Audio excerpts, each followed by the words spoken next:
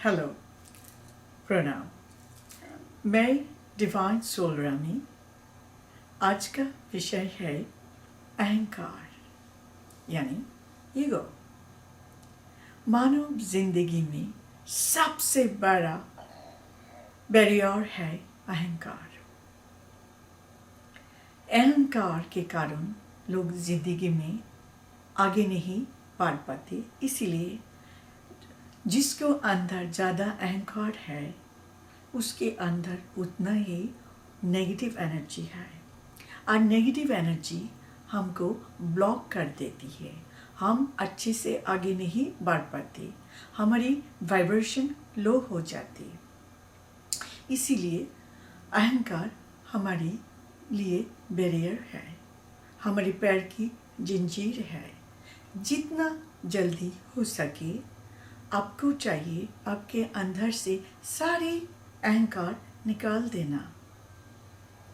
आप सारे लोग तो महाभारत पढ़ा होगा और देखा होगा। उसमें एक कैरेक्टर थे, उनके नाम ऋषि भार्गवोत्तम। उन्होंने मानव जाति के कल्याण के लिए, भलाई के लिए बहुत तप किया, और उन्होंने बहुत ही हायर लेवल का ऋषि थे। उन्होंने बात बात पर चिढ़ जाते थे, गुस्सा हो जाते थे। इसके कारण भगवान श्री कृष्ण भी उनसे डरते थे। एक दिन ऋषि भार्गवोत्तम मरुभूमि में बैठकर वेट कर रहे थे, प्रतीक्षा कर रहे थे। जब भगवान श्री कृष्ण महाभारत युद्ध के बाद जब उन्होंने द्वारका वापस जा रहे थे, तब वो मध्य पथ में महर्षि भार्गवोत्तम उनके लिए प्रतीक्षा कर रहे थे। जब उनको भगवान श्री कृष्ण को दर्शन मिला विराट रूप में, तब भगवान श्री कृष्ण ने उनको बोला, आप कुछ वर मांगिए। तब ऋषि ने बोला, प्रभु मैं आपका दर्शन मिल गया विराट रूप का, मुझे और कुछ नहीं चाहिए। तब भगवान श्री कृष्ण ने बोला, नहीं आप कुछ मांगिए मुझसे। तब उन्होंने बोला, ऋषि ने बोला, प्रभु जब मैं ये मरुभूमि में तप करती हूँ तब मुझे जल मिल जाए, और ये मरुभूमि में वर्षा बादल हो, ये मरुभूमि हरा भरा हो जाए, तो मुझे और कुछ नहीं चाहिए। प्रभु ने तथास्तु कर दिया। जब एक दिन उनके पास कोई पानी नहीं था और उनको बहुत ही प्यासा आ गया, तब उन्होंने प्रभु श्री कृष्ण को याद किया, प्रभु मुझे पानी मिल जाए। तब प्रभु श्री कृष्ण इंद्रराज देवेंद्र को बुला लिया और उनको बोला, आप ऋषि भार्गवोत्तम के लिए अमृत लेके जाइए। तब इंद्रराज देवेंद्र ने बोला, प्रभु हम मानव जाति को कभी अमृत नहीं पिलाते हैं। तब भगवान श्री कृष्ण ने बोला, ये बहुत ही हायर लेवल का ऋषि है, उन्होंने मानव जाति के कल्याण के लिए, भलाई के लिए बहुत सारा तप किया। मैं उनको भेंट देना चाहती हूँ, आप ये अमृत उनको पिला दीजिए। तब देवेंद्र ने बोला, प्रभु आपको अनुमति हो तो मैं उनकी परीक्षा ले सकता हूँ। तब प्रभु ने बोला, हाँ। उस क्षण देवेंद्र ने चंडाल के रूप धारण करके एक चमड़े के थैले में अमृत लेकर ऋषि भार्गवोत्तम के पास चले गए। जब ऋषि ने देखा एक चंडाल उनके पास आया, उन्होंने पहले ही बोला, हे चंडाल तुम मुझसे दूर रहो।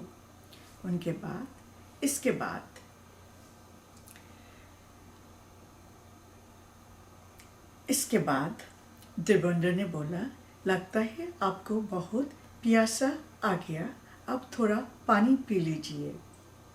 तब ऋषि भार्गवतंग ने बोला तुम मुझसे दूर रहो।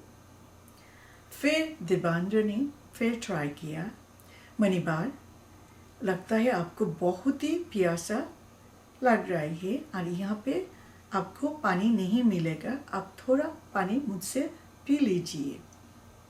तो ऋषि ने फिर ना बोल दिया, तुम मेरे निकट मत आओ। देवेंद्र ने फिर ट्राई किया, कोशिश किया, बोला मुनिवर ये पानी बहुत ही स्वादिष्ट है, आप थोड़ा पी लीजिए। तब ऋषि ने बोला तुम अमृत भी लेके आओ ना, तो भी तुम्हारे हाथ से अमृत भी नहीं पीऊंगा। तब देवेंद्र ने बोला मणिबार थोड़ा पी लीजिए। तब ऋषि ने बोला तुम यहाँ से जाओ वरना मैं तुमको श्राप देके भस्म कर दूंगा। उसके बाद देवेंद्र अदृश्य होकर चली गई। ऋषि भार्गवतंग सोचा इतना जल्दी ये चंडाल कहाँ चली गई। तब उसको पता चला ये प्रभु का ही काम होगा। तब वो ऋषि ने फिर प्रभु श्री कृष्ण को याद किया और बोला प्रभु मैंने पानी मांगा और आप एक चंडाल को भेजा दिया। तब प्रभु श्री कृष्ण उनको बोला जो चंडाल आपके पास आया था वो देवेंद्र था, और जो पानी आप सोचा वो मैं आपके लिए अमृत भिजवाया। तब वो ऋषि को बहुत ही अनुतप्त हुआ, उसको बहुत ही दुख आया। वो सीधा भगवान श्री कृष्ण के चरणों पर गिरकर रोने लगा, प्रभु मुझे माफ़ कर दो, मुझे माफ़ कर दो, मेरे अहंकार के कारण मैं सच को देख नहीं पाया, मेरे किरे का दान मुझे मिल गया, प्रभु मुझे माफ़ कर दो, मैं कितना मूर्ख हूँ, कितना नादान हूँ, प्रभु मुझे माफ़ कर दो। आप एक बार सोचिए, ये बहुत ही उच्च कोटि की ऋषि थे, उन्होंने इतना तप किया मानव कल्याण के लिए, इतना तप किया, साधना किया, उनके अंदर इतना शक्ति थे, उन्होंने ये पृथ्वी को भस्म करने का शक्ति उनके अंदर थे, मगर उन्होंने आपकी अहंकार को भस्म नहीं किया। आपको तो पता ही है, प्रभु श्री कृष्ण जिसको पसंद करते हैं उनके अंदर कभी अहंकार नहीं रखते, इसीलिए प्रभु श्री कृष्ण ने ये लीला किया। सो ऋषि भार्गवतंग के अंदर जो अहंकार है प्रभु वो मिटा दिया। मैं पहले आपको बोल चुकी हूँ, हमारी जिंदगी की सबसे बड़ी बैरियर है हमारी अहंकार।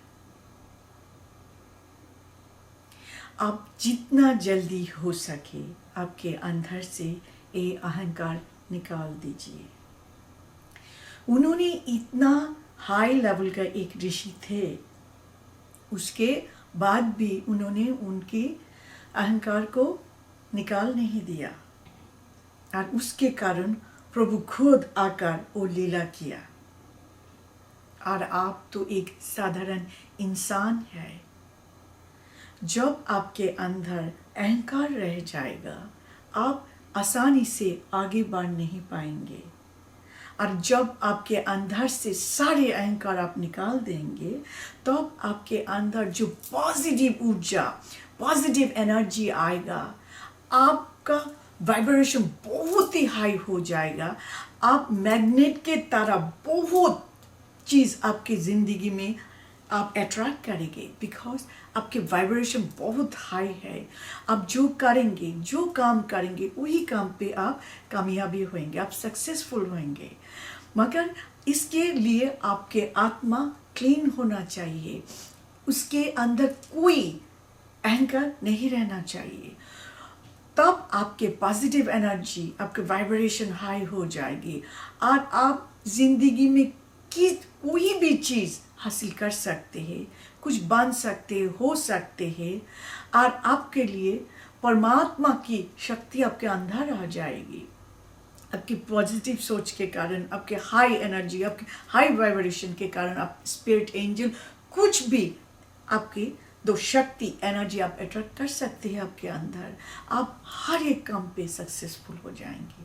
मगर ये अहंकार आप नहीं निकालेंगे, आप जिंदगी में हमेशा एक कदम आगे जाएंगे तो फिर पीछे आ जाएंगे, एक कदम आगे जाएंगे फिर पीछे हो जाएंगे। इससे ड्रैग के कारण आप स्लो हो जाएंगे। मगर जब आपके अंदर कोई अहंकार नहीं रहेगा, कोई नेगेटिविटी नहीं रहेगा, तो आप हर एक काम पे सक्सेसफुल होंगे। आप जब ईश्वर के पास प्रार्थना करेंगे, आप आपकी हर एक प्रार्थना को ईश्वर गॉड ऑनर करेंगे। इसीलिए अहंकार हमारे लिए बहुत ही बुरा है। और जब आपके अंदर कोई अहंकार नहीं रहेगा तो आप कभी किसी के साथ ऊंच नीच भेदभाव नहीं करेंगे।